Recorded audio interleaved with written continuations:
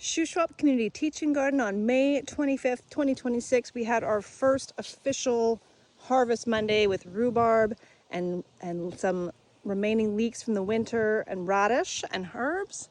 And we just want to do a video tour, see this new area. We have actually emptied this one out so that we can sort of reline it. We put some of this hardware mesh on the bottom to try and keep any voles out.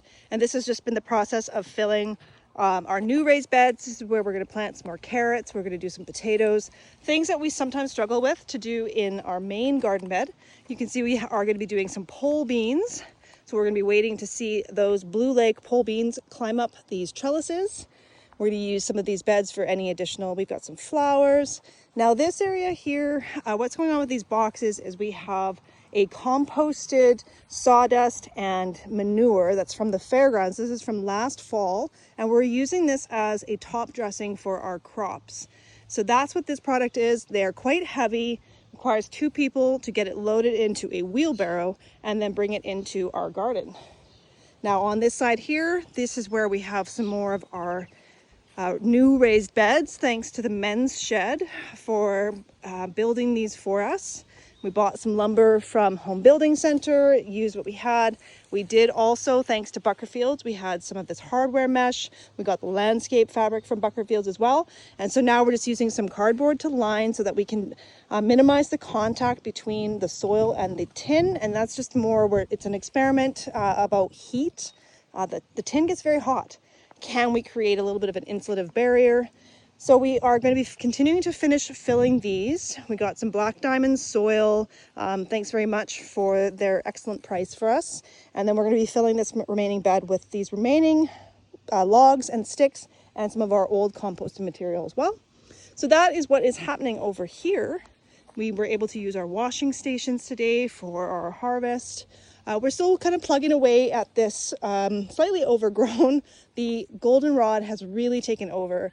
And so this here is the goldenrod. And you can see it's kind of everywhere, but it smothers out. So we had some echinacea in here, and even here we had an echinacea plant. And so we're just trying to actually tackle a little bit of the overgrowth. Oregano overgrows, and you can just see all of this goldenrod that's sort of taking over. Our hollyhock is sort of buried in there. And then we have, our columbine, we have the bee balm, and plants that we can't really see because it gets a little bit overgrown. But the sage is blossoming and it looks beautiful. Our lavender is really sure taking off, getting even fuller, so we might have to start dividing some of that. Today we did a big rhubarb harvest, so you can see it really got stripped back. And what you're seeing with the leaves there, that is us using the leaves as mulch. So putting those nutrients back into the ground. The mulch, it's going to look dry in no time, and it's going to suppress weeds, maintain moisture, and we'll just put those nutrients back in the soil, and we're going to hope that we see a decent bounce back from the rhubarb. You can see here too, these yellow signs are going to be used exclusively for anything that's related to the seed project. And so we will mark them, but these chives will be actually saving the seeds. And so if you see anything with yellow around it, that will be always to know, please don't pick it. It's for the seed project. Now, as we move through the garden, we have our straw pathways. What we are noticing is that the straw had some seeds and the weather has been great. It's actually starting to sprout. So we do not want to grow rows of hay. And if you can come up here and just weed away at any of that sprouting grass, it'll be really helpful. It's very easy. It comes out easily with a claw tool, or just even kind of like a hoe, or just by hand. But now you can see we've got this beautifully weeded green onions, and we've added this composted sawdust material. That's going to help us conserve moisture. Straw is conserving moisture, suppressing weeds except for its own grass seed. The sawdust mixture to help conserve and add nutrients. And we're really, excited to see how well we can grow things. We had some of the biggest radishes this harvest. A lot of it, I think, this pest netting does a great job at sort of creating its own little humidity dome, but we've got more beets growing. We have carrots. You'd have to look really close, but you can see them. And so the beans have just sprouted. And on this side here, Lots of onions. We have romaine lettuce, Swiss chard, beets were seeded. We actually have peppers underneath this cloth just to try and protect them from cool nights. Bush tomatoes. We have broccoli and celery in this triple line, so there's lots of water coming to this bed. We have a little bit more broccoli, and then we also have kale and more chard. So on and on it goes. We're going to be doing some vining winter squash after, that should take over after the peas are sort of done. Peas and then cucumbers, and we are now going to be trellising tomatoes too. So more tomatoes, and we're going to be putting some melons into this row. And then we have Sue's seed saving area. So again, we're going to be making sure that everything gets marked so that we always ensure communication. And we're going to be planting some more brassicas, more cauliflowers and cabbages. We've got parsleys and onions. We've seeded some parsnips. We're going to do winter or summer squash like zucchini or patty pans. And then we are doing even more tomatoes back here. Tomatoes and also cabbages in between, and lettuce, because they're going to kind of benefit from that little bit of extra shade. So everything is going really well. Always can use those extra hands. We have, you can see here, lots of grass coming up.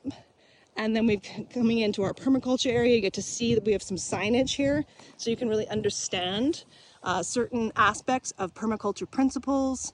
Small and slow solutions. This was us maintaining or using our garden waste and creating garden beds.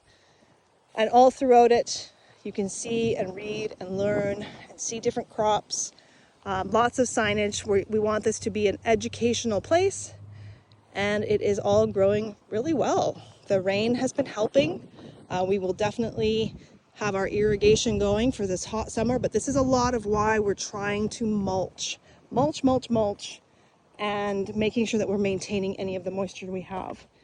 So that is our garden tour, so you have an idea of what's going on up here. We still have more planting to go. What's important is that we don't weed anything that you don't know what's what. So if it has been planted, we put a stake. So this one here is labeled.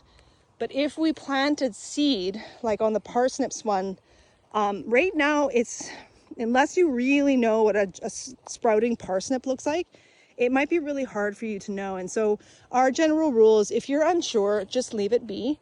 We'll happy to show you if we're here, so that we make sure that the actual crop itself doesn't get weeded out. But in something like these green onions, or actually these are leeks, the leek is very obvious what it is. And so everything else is, in fact, an unwanted plant. It's a weed. It's something that's going to compete for nutrients. But we also just let these decompose on the ground. And the more that we can keep up on the weeds, the less likely they are to go to seed, the less likely then we have seeds laying dormant in our soil, ready to sprout another season or the same season. We have extra raspberry canes if you wanted to come and dig up any raspberry canes that are within the row. And we also have thistles, and they are a bit of a problem. So that is a shovel and leather glove kind of job. And spreading out the straw. We don't need to do heavy loads. Just enough to sort of make sure that the pathways are noticeable. 2 of these sort of sheaths usually spread out is enough. And then spreading out this composted sawdust and any weeding that can be done. We still want to bring some more wood chips onto our pathways, and we're still filling these garden boxes. So plenty still to do, but everything is going really well, and really pleased. Thank you so much for the volunteers who've been able to come up. Special thanks, of course, to Sue and Al-Marie, our core garden team here, who are here every Wednesday, Thursday, some Saturdays, and every Sunday too. Sign up for our newsletter if you haven't already, and we'd love to see you Harvest Mondays starting Mondays.